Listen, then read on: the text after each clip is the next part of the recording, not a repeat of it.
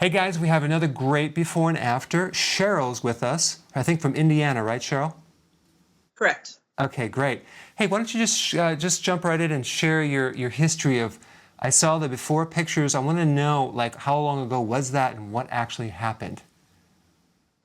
Well, a little bit of a long story. We'll make it as short as possible. Then I was always thin as a kid, and even after having 4 children, remained size 6, probably at my biggest. And about 10 years ago, I moved to Indiana from Kentucky and got into a little bit of a situation where I got depressed and I got very stressed, and weight just started packing on. It was a big surprise to me. One of those things where, you don't notice you're getting big, or at least I was kind of thankful that when I looked at myself in the mirror, I didn't see what was actually there, because that would have made me even more depressed. I don't know. It's just a big weight gain over an 8 to 10 year period for no reason but stress. It may have been a little diet, but my diet really didn't change. After having 4 kids, being a size 6, I was a little more active, but I didn't think it'd make that big of a difference. Maybe my metabolism after turning 40, so I'm 45 now. So I'm really still not sure what caused the weight to pack on, except for maybe stress and depression. What was your age at that time where you started just like you gained a lot of weight? About 38. 38? Okay. Yeah. So you went through all this stress. Were you sleeping at the time or no? Did you say sleeping? Yeah. No, my sleep has always been a problem. It's really interesting that you bring that up. I work a night shift job currently, and sleep is still an issue. I'll get 6 to 8 hours if I'm lucky. Sometimes I'll work 2 jobs when they call me into my other place of employment, and I'll get 4 or 5. And that's like a collective sleep. So the things I do need to work on is my sleep. I hear you in the back of my head, recovery, and burning things in sleep. And Right. yeah, that's a struggle for me. You probably saw the adrenal body type video where I talk about stress being like I think it's kind of a ignored area with weight gain, but it's very common. Did you see that video that I had on the adrenals? I did. I Yeah. did. Yeah, that's probably a video for you, because the stress can activate a hormone called cortisol. Did you gain weight all over, or was it mainly in the midsection? It was kind of all over. Yeah. I mean, you see in my pictures, I have a lot of face fat, arm fat. My shoes even fit better when I started keto. I started losing weight. My rings I had to actually take off and put on a key ring because they wouldn't fit my fingers. So Amazing. it was all over. Wow.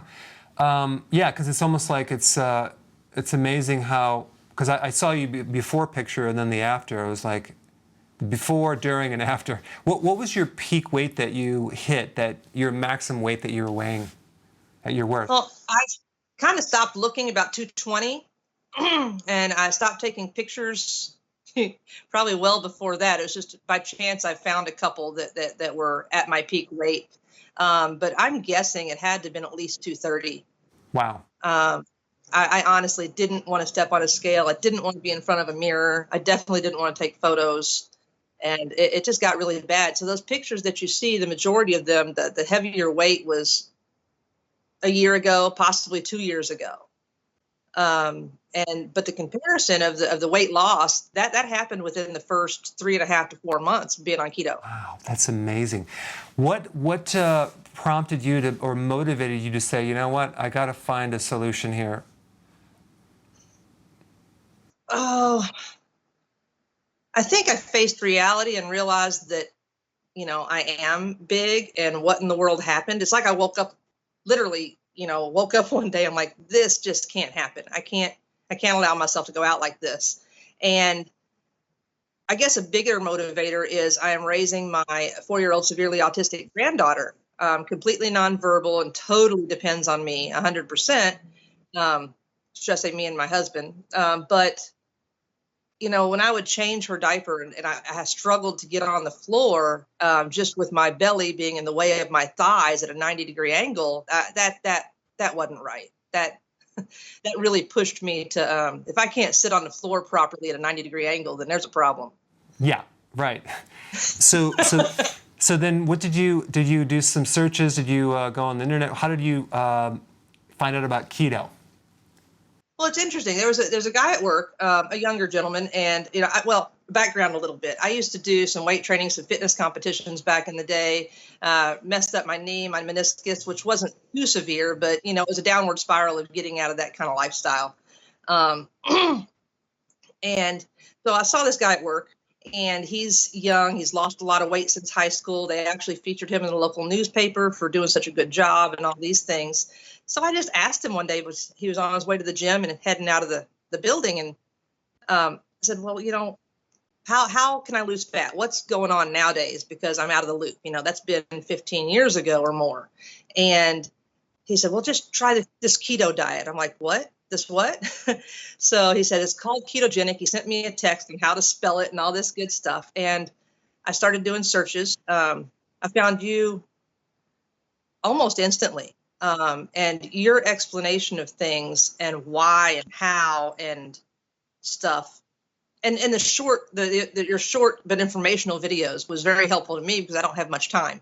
So I'm like, I can just scroll through your stuff all day long, which I have already, and I think I've watched every single one of your videos. And yeah, that's how I found it. I just, it's really interesting. He told me about the ketogenic diet, and I promise you that I probably almost stayed up for 2 days just listening to things that everybody has to say, positive, negative. I started dropping the negative videos almost immediately because the results, that I watched some testimonials and these before and afters, and it just blew me away. I couldn't believe that could happen. Wow. So. Wow. Yeah. That's awesome. So you started, and then you started obviously within several months. You just started losing weight, obviously, right? Oh, immediately. I mean, I'm not real sure. 3 of my 4 daughters have currently been on keto as well. One of them is still on keto with me. And, she's thin, but, thinner, but she's already lost 15 pounds in the past couple of months. And, she's amazed by it. She really can't tell very well, but when she tries on clothes that she couldn't fit before and they're almost loose, she's like, whoa. I'm like, yeah. That's awesome. And then did you add intermittent fasting with ketosis at the same time, or how did you do those two? Well, in the beginning, I was kind of fumbling around and still learning. I did the whole bacon, eggs, cheese, couple olives, that kind of thing, making sure that I was getting fat in, probably getting a little too much fat, but still losing drastic weight. I didn't really start intermittent fasting. It kind of just happened. I mean, even now, I'm kind of curious as to whether I'm really doing intermittent fasting because I'll eat twice a day. I would like to squeeze that into a 4-hour window or 5-hour window. But as it stands, I'll eat about 7 p.m. and then I'll eat at 3 o'clock in the morning when it's my lunchtime at work. And usually when I get up, I'll do my butter coffee. So, I mean, I kind of slid into intermittent fasting just because I'm not hungry. I guess the fat is such an appetite suppressant for me that I just am not hungry. That's so awesome because I think it's probably the number one thing with people, like they can't really do a program because they're always hungry and they're always craving. So you're not going to stick to anything, especially if it's like Weight Watchers and try to do anything long term. So yeah, I think with everyone I'm interviewing, they say very similar things like the hunger goes away. It's easier to go from meal to meal. And then, so did you see any other health benefits when you started doing this? Well, yeah. I used to have severe knee pain. I used to have neuropathy in my right leg, pretty severe to the point to where I was going to go get scans and things to figure out what was wrong because it was so painful. It's hard to describe when you have this numbing thing and people are like, well, if it's numb, it doesn't hurt. I'm like, no, it's so numb, it does hurt. And I was really concerned about circulation and that went away. I totally don't have any more neuropathy in my legs. My knees don't hurt. They still pop a bit, and I have some weakness, but I think getting into the gym will help me fix that and strengthen myself back up. Wow. But that's the biggest thing I've noticed. The aches and pains and shocks from the neuropathy in my legs have gone away. Wow. My mental clarity is a little bit better. I have to admit I suffer from ADD, so I bounce around a lot. Mm-hmm. But the clarity is better. Yeah. Wow. And then do you, what about, how much do you weigh now?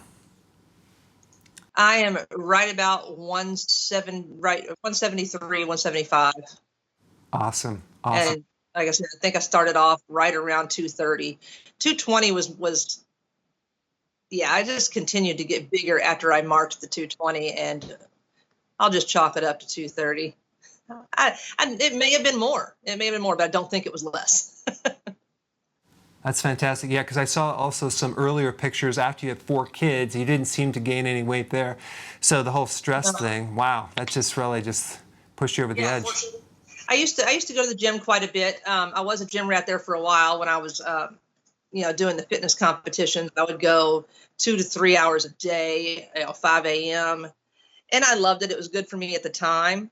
Mm-hmm. Right now, I haven't even started any workout whatsoever.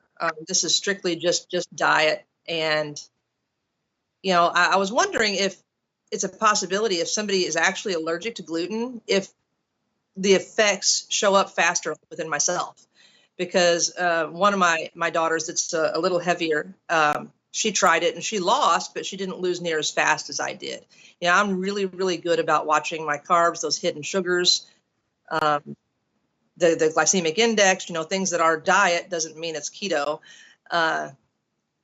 And I think being very mindful and knowledgeable about that, thanks to you, I'm able to tweak it up, almost perfect. Wow. So in other words, so she might have a gluten intolerance, so she might squeeze in a little bit of gluten here and there? Well, I think I had a gluten intolerance, and that's what helped me lose so quickly. Got it. And she was, I'm one of those people, if I read the ingredients label and it says sugar, I'm out.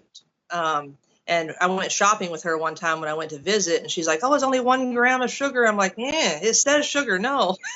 So I'm pretty strict on the sugar bit. If it says sugar, I don't care how little it is. I usually won't take it in. And my idea of a cheat meal is like going somewhere where I know there's MSG in the food, So, the glycemic index there on the MSG just freaks me out. And I'm like, that's too much. Hey, once you experience it, it's like no one has to convince you. It's a lot easier because you know the effects, and where other people are probably around you doing this, you're like, yeah, no thanks. I already know what my body needs. It's kind of like a great experiment just to see what works on your body, and within like 3 months, you just lost some serious weight. It's incredible. 3 months, that was insane. And for losing that much weight, my skin actually went back. And I was listening to some of your other interviews about how, the keto diet, everybody kept telling me that, that looks like a mother and daughter picture. It doesn't even look like you. You look, 10 years younger. Not only did you lose weight, you lost years. And that was interesting, because you see other people go through any other program and their skin hangs and sags and things like that. And I really don't see that in myself. I'm 5 years old, have 4 children, lost almost 60 pounds. And wow, I'm glad you brought that up, because I just wanted to tell people that when you're doing the combination of this, you're dropping insulin. So therefore, you're fixing something called insulin resistance. And that means that you're going to start pulling in more protein, amino acids, that are available now to make your connective tissue, tighten up your skin so you don't have this flabby skin like a diabetic would. They have a lot of loose skin.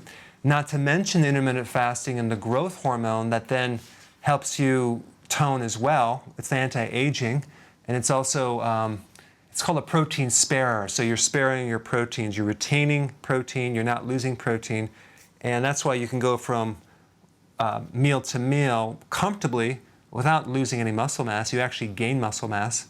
So I think it's like you're a perfect example of that. what I'm doing is I'll just kind of point this out as an experiment. I don't know if you noticed any improvements in your vision, but I wanted to say that instead of the keto coffee thing, what I'm doing now in the morning is I'm doing kind of a keto kale shake with, just call it a kale shake, and I add the coconut oil in there because you have these phytonutrients called xanthine and lutein in the kale. It's like off the charts, which basically feed the macula and the retina and the brain. And so I'm drinking massive amounts of kale in the morning and with the coconut, which actually helps you absorb it because those phytonutrients are fat soluble. They're not water soluble, so you need a little fat. So that's why you need to put like olive oil on your salad. So I'm doing that in the morning and nothing else, just a kale shake with the coconut oil. Oh my gosh, like my vision is like completely different. So just an idea for those people out there that have issues with their vision, possible macular degeneration, any problem with the retina, give it a shot for like a week and just see the before and after. It's quite interesting. Well, I've been suffering through, with my glasses on, I've been noticing that things are blurry and I'm thinking my vision's getting much worse. What's going on? And seriously, just a week ago, I decided to lift up my glasses and try to read something from a distance like I usually do. Now, it wasn't clear, but it was a lot clearer than usual. Wow. So it's kind of like that Spider-Man effect. You've seen the beginning of that movie when he takes off his glasses and he can see, he puts them on and they're blurry. It was literally almost like that. So I can't wait to get back to the eye doctor and see what improvement has happened. Because like I said, I was very nervous that my vision was getting worse for some reason. You know, like people are telling me, oh, it's your sugar levels. It's this, it's, you know, your blood sugars, you know, like a diabetic and your eyes are getting worse. And as a matter of fact, I think it's getting better because it's just, yeah, if I explained that properly. Totally, you did. And that's what I'm noticing with a lot of people because take a look at a diabetic. What happens? They go blind. Why? Because the blood sugars affect the vascular part to the nerves and around the retina. So this potentially could actually, I'm not saying reverse it, but it could improve it greatly. And so if you're a diabetic or a pre-diabetic, I would give it a shot. Well, speaking of nerves, there was a couple of questions I should have written down, but I had forgotten, but you brought something to light.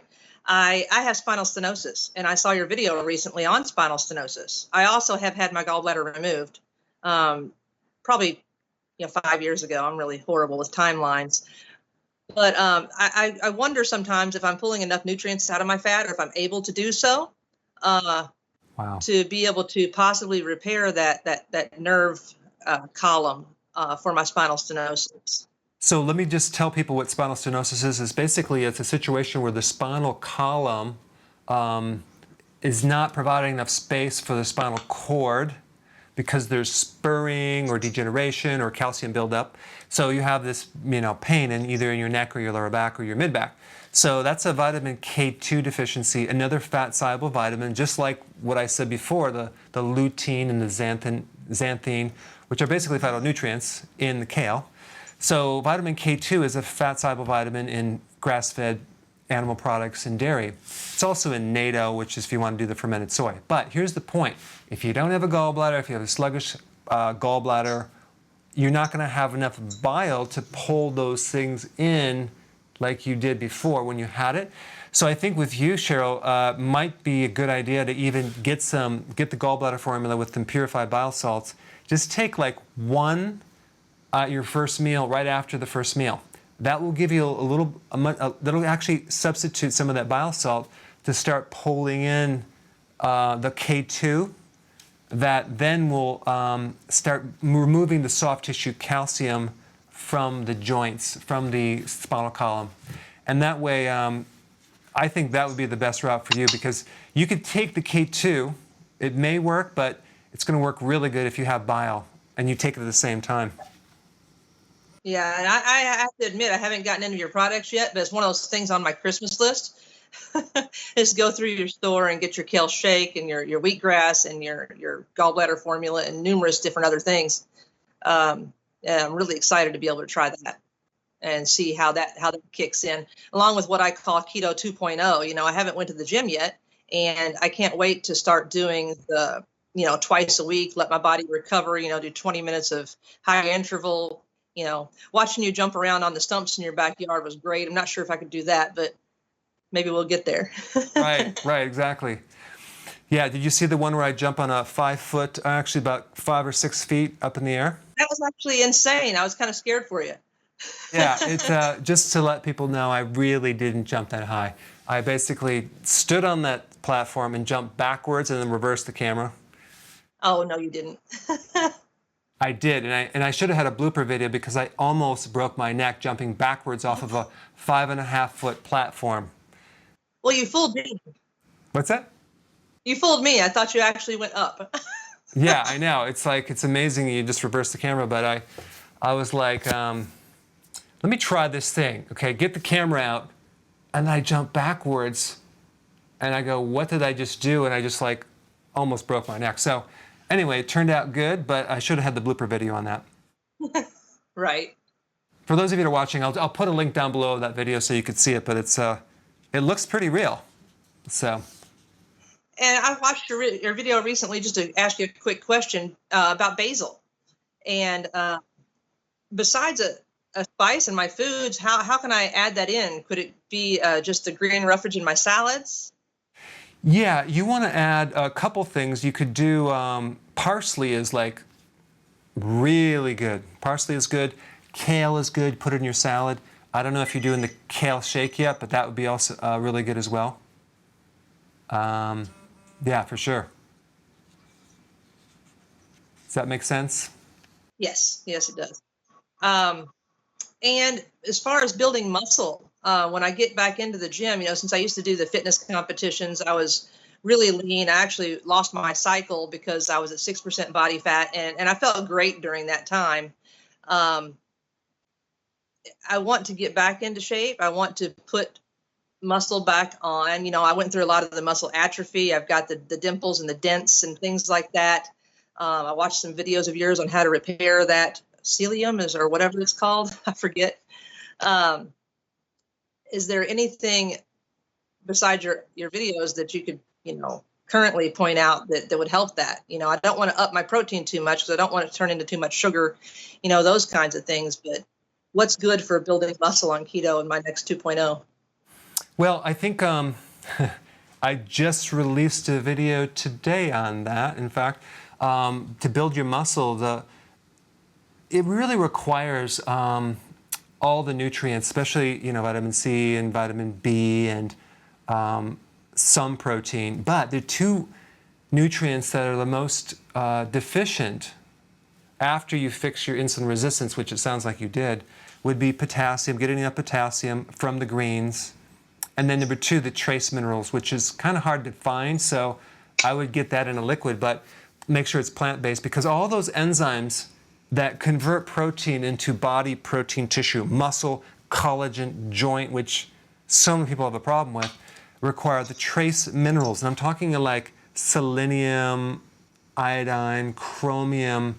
So you take that, your enzymes will finally have enough to start to get your protein nice and tight and lean and strong. I'll give you an example. Let's say you're deficient in manganese, for example. You're going to have problems with your discs. You're going to have a slipped disc. You're going to have a weak joint in your back.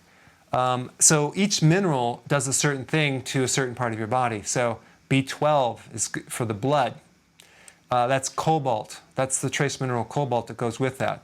So the trace minerals in general, I think, will make you have the unfair advantage. So when you add your exercise, that'll be awesome. Now, if you get sore after your workout, D-ribose is the remedy that I recommend to increase recovery. That's mainly for muscle, though, and skeletal muscle recovery and cardiovascular muscle recovery, which you may not have a problem with that. But if you just want to like grow muscle, have lean muscle, have tight skin, I would do the trace mineral.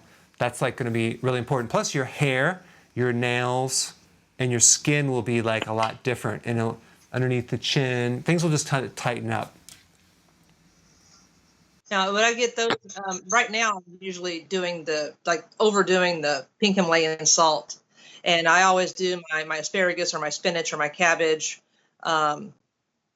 artichokes, Brussels sprouts, things like that. And make sure I have that with every meal, or at least with dinner. And is that the best way to get in my trace minerals? Well, you have a trace mineral product, is that correct? Yeah, the problem with the vegetables right now, they're grown on soils that are void of trace minerals because the farmers aren't putting them back in. They're putting 3 minerals: phosphorus, nitrogen, and one other mineral. But trace minerals mainly come from the sea, or where I get it from, it's an ancient 71 or 72 million years ago, the prehistoric plant life. That's where I get it, from this layer in the earth. They mix water. But you can, if you buy food that's grown on soils close to the ocean, you might get some. Or if you can buy food that's grown like some soils that have a volcanic, ash, that would be another one. But it's kind of really hard to find all the trace minerals in the food nowadays. So that's probably what you're running into. You could do sea kelp, seaweed, but it's difficult. It's probably the #1 missing nutrient that Americans have. But if you live on the coast of Africa or something like that, you're going to get all your trace minerals. That's probably why Africans have perfect bone structure in their teeth. They don't even go to a dentist. I mean, their proteins are good, their tendons are good, their muscles are good. Then they come to America, right? Right. So. Yeah, I saw that amazing interview with you and that gentleman in Africa that had lost so much weight, and he's starting this keto movement there and this education process of his own. That was amazing. Yeah, it's amazing. It's very cool. Well, we'll have to do another interview, maybe like in several months, and after you include your workouts, and just take it. We'll do another one, and we'll talk. It's very interesting. That would be awesome. Well, I want to thank you for this interview. I think you're going to give a lot of people great ideas, and there's a lot of women out there that had kids and went through stress, and now they're like, wow, maybe I can do it as well. So thank you so much. Yeah, and keto stuff is so delicious. I don't know why anybody would pass up the opportunity to put, bacon fats and creams and all these good things. Of course, grass-fed, but, wow. They used to call it heart attack on a plate, but now it's healthy for you. So the information out there is just mind-boggling. Everybody I see, I look at their waistline and I think, insulin resistance. That's insulin resistance. Or I'll pick up a magazine at the checkout just to look at things, and it was a Weight Watchers magazine, and it was pasta here, pasta there, and I'm like, whoa, what are these people missing and why? And I guess I'm a conspiracy theorist as well. I think that the industry is set up to make you sick, to get money and big pharma, and you just name it. So. But no, I appreciate you and all your information, helping set the level straight and get me back on track. That's awesome. Well, thank you so much, Cheryl. Thank you. You have a great day. Okay, have a good one.